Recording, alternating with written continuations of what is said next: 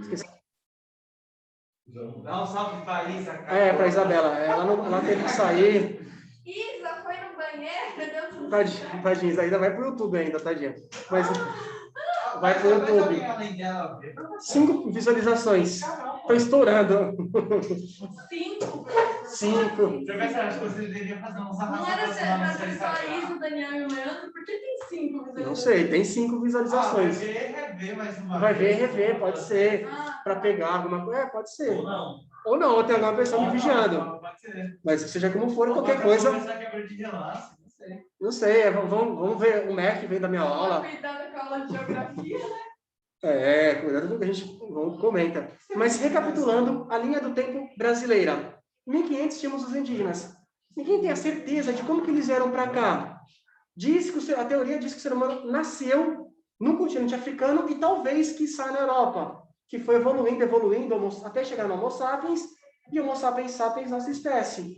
Não sabemos se ele atravessou a Rússia e aquele estreito lá no Alasca, e foi vindo no sentido sul, até a América do Sul. Se veio de barco, se navios antes dos portugueses vieram para cá, seja como for, até 1500, tinha os indígenas. A partir de 1500, os portugueses começaram a nossa colonização. Não é nem descobrimento que isso é errado. Descobriu aquilo, historinha para boi dormir. Os portugueses comercializavam com os indianos, não deu mais certo, ficou caro para fazer o contorno na África do Sul. Os indianos pediam mais, e os portugueses pensaram, por que não explorar aquela terra? De repente é mais barato, de repente a gente consegue. E conseguiram. Vieram para o Brasil, trouxeram espelhos, bugigangas, levaram ouro, prata para o Brasil, na relação custo-benefício, acabaram se beneficiando com as relações indígenas. Os indígenas aceitavam porque eles não tinham conhecimento. Não tinha holandês vindo aqui para o Brasil. Não tinha dinamarquês, japonês, vindo para cá e falando, não comercializa com português e sim comigo que eu dou mais. Não tinha. O indígena, para ele, o espelho era fundamental. Ele não sabia que o ouro seria importante nas próximas gerações, que o pau-brasil era fundamental. Não tinha conhecimento de biologia. Exatamente. Exatamente. O indígena não tinha esse conhecimento.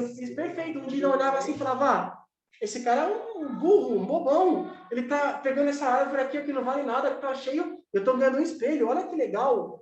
Não tinha o conhecimento de biologia que a gente tem hoje. Então, por isso que eles trocavam. Ganhei sabonete líquido, gente. Ganhei um pente. Para eles era maravilhoso, não tinha esse conhecimento. Se tivesse, eles não aceitariam. Com certeza, ninguém é bobo. Mas eles não tinham esse conhecimento que tinha já na Europa. Eu fico pensando, e se alguém no futuro voltasse lá em 1500? Nossa, ia alterar a linha do tempo? Ia ter guerra. Aí não ia... português contra indígena. Português armado contra indígena desarmado. E, infelizmente, ia ter morticínio indígena. Ia demorar mais. Ou talvez não, talvez a indígena vencesse por conhecimento do campo. Nossa, igual guerra no Vietnã. Imagina se... Os Estados Unidos eram superpotentes, perderam. Imagina se os portugueses não tivessem ido para o Brasil em 1500. Não tivessem vindo? Eu fico pensando nisso aí, eu falo, mano, tá, ou se alguém voltasse, tipo assim... Ou eles fizessem o caminho deles, tá ligado? E falasse, não quero ir para lá. Talvez a Espanha viesse para cá. E talvez o Brasil tivesse várias republiquetas. Talvez a gente falaria... Então, no meu achismo, falaríamos o espanhol, teremos vários países no que hoje é o Brasil, assim como temos Peru, Bolívia, Colômbia, Venezuela, Chile, Argentina, vários países. E aí depende. Os países que... A gente viveria uma novela mexicana. Yo hablo en nombre de Dios acima de todo. ¡Huevoneles, manito!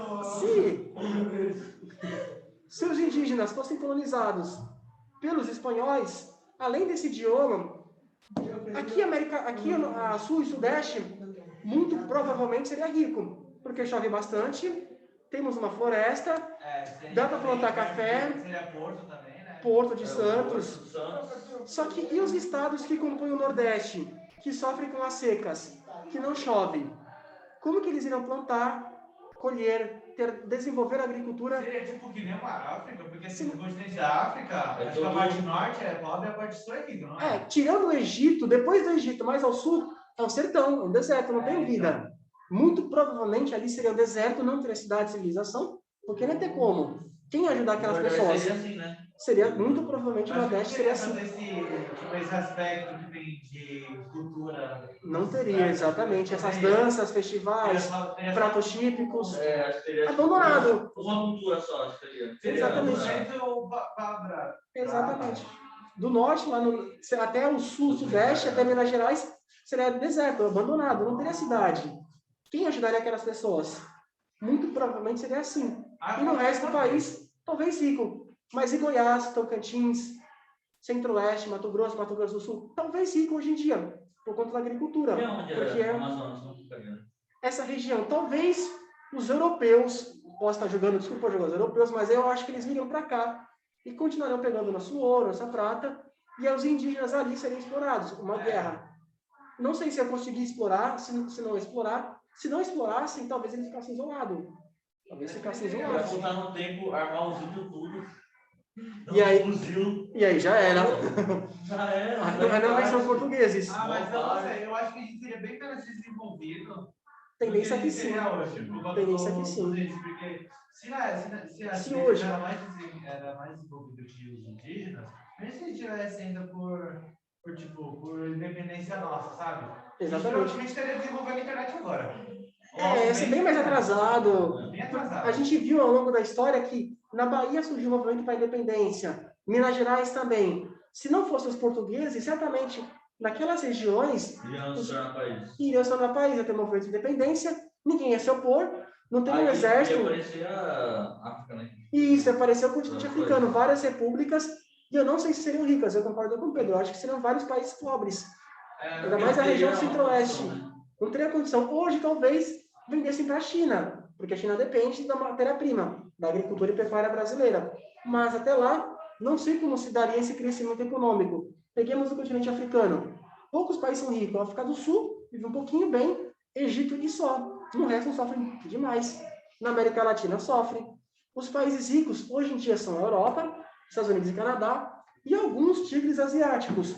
Singapura, Hong Kong, Taiwan, China, Índia. Talvez essas ideias de abertura econômica chegassem à América do Sul ou não. Na época dos vikings, quem habitava na parte da Rússia?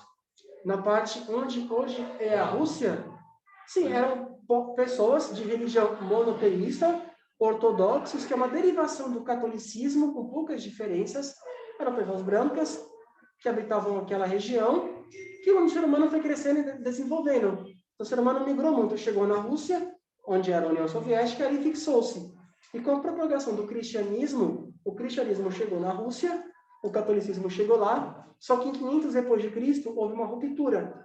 E aí seguiu a Igreja Católica de um lado, a Igreja Ortodoxa de outro, com poucas diferenças. Tanto que se chega uma criança batizada na Igreja Ortodoxa, a católica aceita ela ter a primeira Eucaristia, reconhece o batismo, ou vice-versa. Então, tem poucas diferenças entre a Igreja Católica e a Ortodoxa Russa, que é uma católica um pouco diferente, mas que recebe outro nome. Mas acho que a católica tem... Tem poucas igrejas ortodoxas no Brasil, tem poucas. A maioria é católica das igrejas. Tem no Brasil, mas são poucas. Na Rússia tem. Se você for na Rússia, você vai chegar a várias igrejas ortodoxas.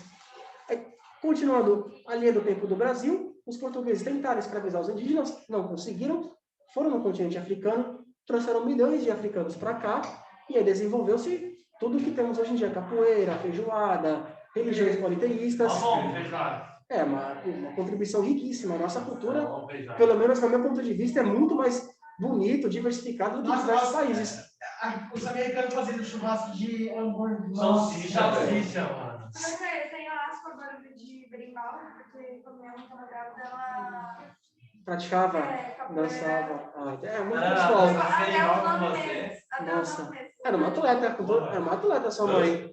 Ela tem histórico de atleta. Ela tem histórico de atleta. Se ela pegar o corona, não... Se ela pegar... Ela é gripezinha. Se ela pegar o corona, não acontecerá nada. Mas, retomando... Com todo respeito à cultura de outros países, só os pratos nordestinos são mais ricos do que a maioria da culinária de diversos países. Peguemos só os pratos do Nordeste: baião de dois, acarajé, vatapá, mungunzá, sarapatel. É bem diversificado, mais do que o Canadá, mais do que os Estados Unidos, mais que o México, mais que os países europeus. Os Estados Unidos é só uma cultura, né?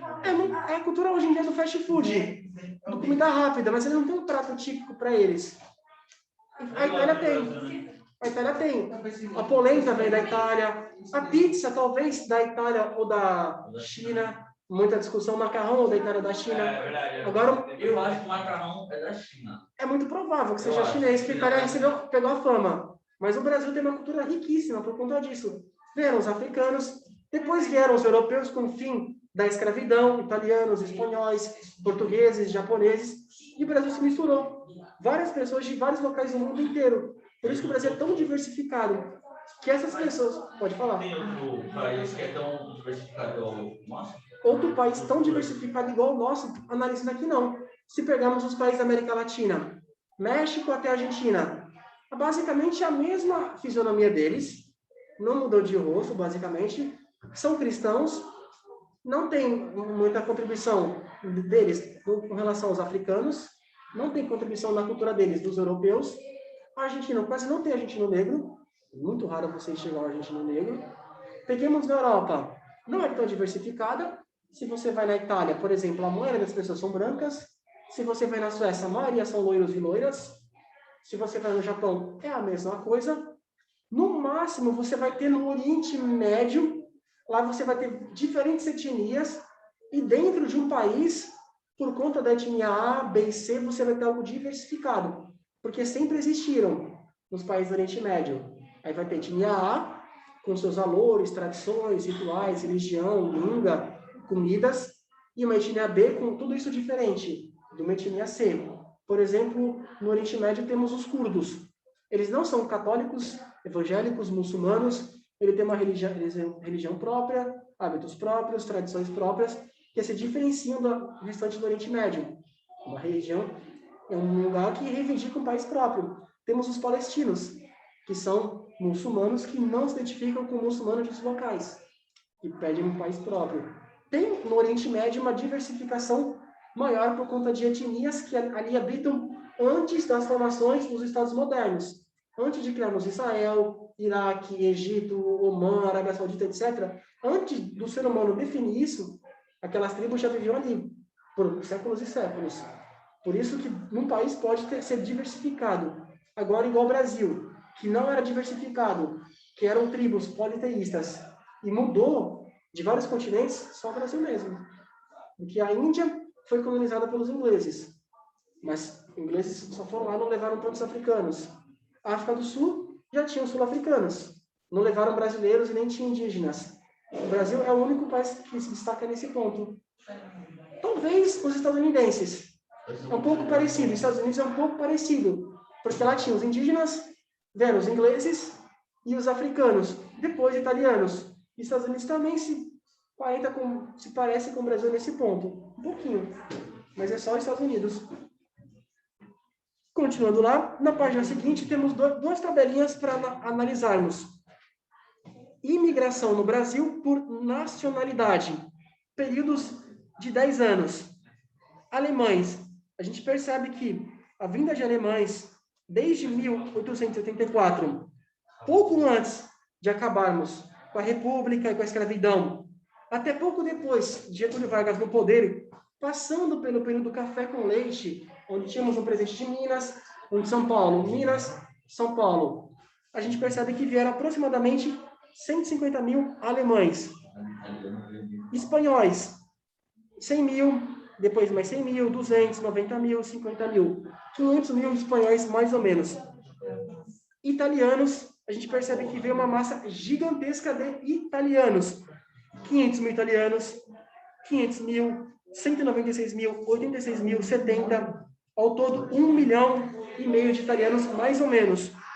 Japoneses começaram a vir em 1904. O primeiro navio japonês que chegou no Brasil foi o Kasato Maru, em 1904. Depois vieram 20 mil, 110 mil, aproximadamente 100 mil pessoas. Portugueses já colonizavam o Brasil e vieram mais por conta da questão da migração e da necessidade para trabalhar na agricultura. Outros, você tem pessoas de diversos cantos do mundo, aproximadamente 400 mil pessoas. Aí você tem no Brasil que tínhamos os indígenas, os portugueses, os africanos, vieram alemães, espanhóis, italianos, japoneses. Eu acho isso muito legal. É muito legal. Graças a Deus, Diversidade. É muito legal a nossa diversidade. Olha quanta opção que a gente pode comer de almoço e de janta, por exemplo. É que nem eu vi os caras falando, professor. Você vai no estado assim, é que nem como se estivesse em outro país. Sabe? Exatamente. Como umas regras, uns estilos de vida. Exatamente. Sabe? Tudo diferente. Tudo diferente. Analise, João Pedro. Tipo, você for pegar tipo, São Paulo, aí você sobe para Minas, e aí você sobe um pouco mais para Bahia. Já é muito diferente. Nossa, é muito diferente. O jeito de falar é diferente. O tem sotaque. Os pratos típicos são diferentes. As comidas. Você vai para Minas as Gerais. vestimentas também. Exatamente. Se você vai para Minas Gerais e o mineiro te oferece um café com leite e um pão de queijo, coma um pão de queijo e beba um café com leite ou café. Exatamente. Se você não beber, eles vão ficar magoados. É normal deles. Tem essa tradição. Nordestina é a mesma coisa. Se você vai lá, nem que você coma um pouquinho só, beba só um água, um suco, mas beba. Já tem outros pratos típicos, outras danças, outras festividades. É gostoso. É uma delícia. Se você vai para o Pará e você pede um açaí, vai vir algo diferente do que a gente come. É uma comida salgada, o açaí. Se você vai para o Nordeste do Brasil, é salgado. Ele não se come igual aqui, é com leite condensado, um monte de coisa. Mas Exatamente. mesmo ele sendo puro, se eu comprar nos outros lugares, ele é mais salgado. Exatamente. Se você vai para Aqui é riqueza com Guaraná, né? Isso, aqui eu pego o açaí, a fruta, a fábrica trabalha, coloca Guaraná ou não, e aí chega lá o pacote de sorvete, aí você coloca leite condensado, achocolatado, Nutella, leite em pó, E eu coloco paçoca. E, professor, e no norte ele é mais líquido, né? Ele é mais líquido, ele é uma comida salgada, mais cremoso. Não é tanto trabalhado, não é tão industrializado. Pizza frita, com farofa, não é farofa, é um tipo de farinha. É uma comida cremosa, basicamente, uma série de Se misturas. você quiser, você pode fazer ele doce, né? Exatamente. Do norte. Dá para fazer, mas ele, via de regra, come salgado. O açaí salgado. Se você vai para o Rio de Janeiro e pede uma bolacha, o cara não vai entender. Talvez ele te dê um tapa, porque para ele é biscoito. Para São Paulo aqui é bolacha. Aqui o paulista, gente, tem o hábito de colocar ketchup em tudo. Nossa, professor, é muito eu. Então por que você não compra massa, abre e bota ketchup para passar? Obrigado, professor. Nossa, Vai tomar decisão. Nossa, não, É o tipo do pizza que come. Não, é que a gente Ketchup no arroz. Nossa, Nossa, é muito bom. É muito bom. Arroz, feijão, eu tô do lado do ketchup. professor, se estraga na comida. estragando a comida. Para mim, essa história... É ketchup. Nossa. Pastel. Não, você vai saber honesto. Pastel. Não, na minha adolescência, não, filho. É a mesma coisa. A gente pede pizza lá em casa, a gente pede a pizza salgada. Sim. Aí, sabe, pega ketchup, que é pizza, não é pizza com ketchup, é ketchup com pizza. Tanto faz o sabor. Professor, Pede não brócolis. faz o sabor. Não, a gente pega, é a nossa preferência, é de brócolis, catupiry e alho. Ela vai colocar ketchup. E ela coloca ketchup. Ela vai sentir o gosto do ketchup. Nossa, é muito bom, vai. É muito Nossa, você pode o gosto, pode você tá Tem estragando uma ketchup pizza. com sabor de bacon. É. Ketchup. Nossa, meu Deus, ketchup com E a sabor de minha bacon. prima que descobriu, ela comprou lá em São Paulo um bolinho que ele Nossa, é vocês são... japonês. Nossa, E é pra frango. Aí eu não como, né, que é tipo com frango, mas eu como tipo esse molinho. E ele é de laranja. Até no pão de e é queijo, doce. vocês colocam. Sim. Se vocês forem para Minas e colocar... Fazer isso, Ah, vai não, sair pera, mal. no pão de queijo eu coloco manteiga. Não, É, eu comi eu também. pão de queijo. Mas não margarida, porque margarida me dá... Se vocês forem para Minas Gerais, Tudo diferenciado, tudo diferenciado. Pão de queijo com leite condensado? eu coloco o leite condensado no pão, às vezes. Pra Ah, quem nunca fez isso? Que nojento. E Nutella. Sabe aquele molinho? Mas Nutella no pão. Comer pão e Sabe molhar porção? leite. Sabe? Como não? Às vezes é brasileiro, né? né? Diário, eu vou ter um pão. Vocês Ai, eu estranhos. também. Minha mãe sabe fazer. Uma coisa que eu gosto Ela de faz um fazer pote de é 5 Ô, litros. me dá um pouquinho de você. Uma coisa que eu gosto de fazer Deixa eu de fazer criança hoje.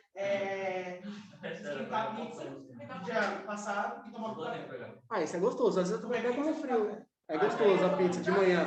Coma alguma coisa de manhã, pelo amor de Deus. Não pode ficar sem comer. Eu não como Ah, não. eu não como de manhã. Eu só se eu como alguma coisa aqui, mas em casa.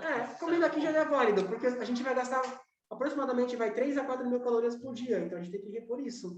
E se a gente ficar parado, já é 2 mil. Mas seja como for, se forem para Minas Gerais, não coloquem ketchup nem nada no pão de queijo. Nossa, não falar. Não. Se vocês forem para a Itália, e não sei se vocês têm tradição de cortar um macarrão, De quebrar o macarrão. não cortem, porque eu fui para a Itália. Isso, a minha prima ela quase voa no meu pescoço cada vez que eu mordo macarrão e eu tô perdendo. Quando eu fui para a Itália, lá, eu estava na casa de uma italiana. Já fui para a Itália. Eu fiquei lá 20 dias. É uma senhora que ela tem uma casa na rua no nível da rua. Embaixo ela tem 2 quartos, sala, cozinha, banheiro, ela aluga. 2 semanas ficou eu com o suíço, cada um no seu quarto, e na outra semana veio o japonês. Professor fazendo os turistas. Desde 2014. Ela ofereceu macarrão, tava junto inclusa. Eu peguei meu garfo, minha faca, cortei. No que eu cortei, ela, minha! Ela gritou, porque é tradição italiana não cortar o macarrão.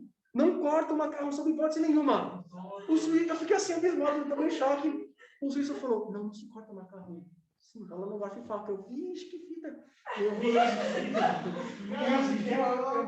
eu enrolei o macarrão, comecei a comer. E eu fui atrás da pizza na Itália. A pizza italiana, não a brasileira, que a gente modificou. A pizza... pode colocar na pizza, é azeite. No máximo, dá um gostinho. A pizza, Outro gosto de azeite. a gente não tem certeza se começou na China ou na Itália. Mas seja como for, a pizza que a gente come hoje... Tem um pouquinho de gosto de azeite. O melhor azeite é o gato. A pizza... E essa normalmente tem na pizzaria. Ok. Lá em São Paulo também. Eu só gosto desse azeite. A pizza chegou... A pizza que chegou no Brasil por conta dos italianos. Então, aqui, eles chegaram com a pizza normal. E quando eu fui para a Itália, a pizza que eu esperava encontrar, não encontrei porque a pizza brasileirada. Pizza para o italiano é massa, um pouquinho de molho de tomate, salpica queijo, salpica orégano, põe passar e recolhe. Você está comendo basicamente uma massa com um pouquinho de tomate. Não pode. Você é doida? Não, é uma massa. Se você colocar coisa assim... Não pode. Dá pra comer, essa aqui eu prefiro na mesa. Então, se forem para a Itália, saiba que esses sabores que o João Pedro comentou é brasileirado, que a gente modificou. É igual a feijoada. Ela nasceu aqui, a gente criou a feijoada, e essa pizza que a gente come é criação nossa. Até arroz, feijão, estrogonofe na pizza é criação nossa. Pizza doce, o italiano não entra na cabeça dele. É a margherita só, o único sabor, é padrãozinho. É bonitinho, não tem outra conversa. Brasil, tudo isso não existe. Fala que o Brasil é o melhor em vida. Olha o que o Brasil fez. O Brasil modificou a pizza. A gente modificou o macarrão. A gente criou pratos novos como os nordestinos, como a feijoada. Isso sem falar nas culturas, na dança, na arte como um todo, a capoeira que o Brasil criou, nos esportes em geral. O futsal foi criado no Brasil, futebol de salão. Foi criado, eu não sei quando foi criado, o professor Thiago pode comentar melhor para vocês. Mas foi criado aqui no Brasil. O futsal é muito legal, eu gosto de futsal. Eu prefiro futsal porque assim, é mais rápido, é mais dinâmico, não tem pausa. Vai, é igual rádio, vai comentando, falando. A bola vai na esquerda, vai na direita, vai pro centro, chuta o guião, defende, vai e volta. Cansa muito mais que... Cansa, por isso que as substituições são ilimitadas. O próprio carnaval, se pararmos para analisar, já tinha na Itália o carnaval. Só que o carnaval, Mas qual é o sentido do carnaval? na Itália, era o sentido de se divertir, reunir. O carnaval ocorria pouco antes da quarta-feira de cinzas, uns 4 dias antes, um feriado, um final de semana antes. Na Itália, principalmente em Veneza, as pessoas colocavam máscaras, colocavam roupas para cobrir todo o corpo, e iam para salões, para festas, para dançar, para beber, para se divertir. Uma festa fantasia. Só que não é igual hoje em dia, onde os adultos bebem, chapam o corpo.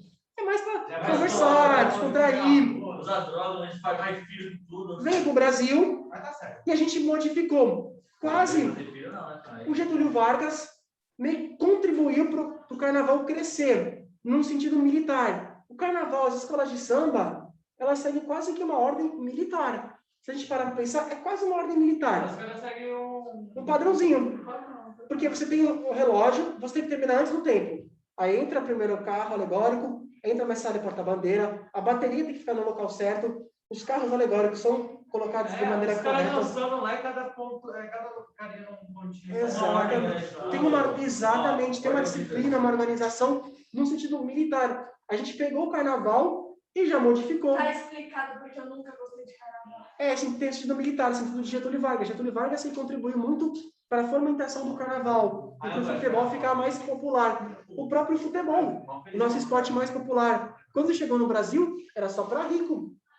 O futebol era só para rico. O Brasil que modificou isso. Veio através dos ingleses, criaram o futebol profissional, porque diz a história que talvez isso era praticado na China, Que os caras chutavam a cabeça das pessoas.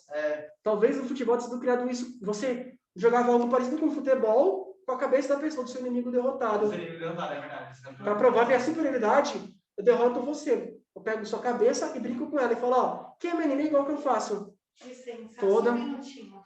Pode falar. Bom dia. Vamos falar melhor? Tá melhor. Deixa eu fazer uma pergunta para você.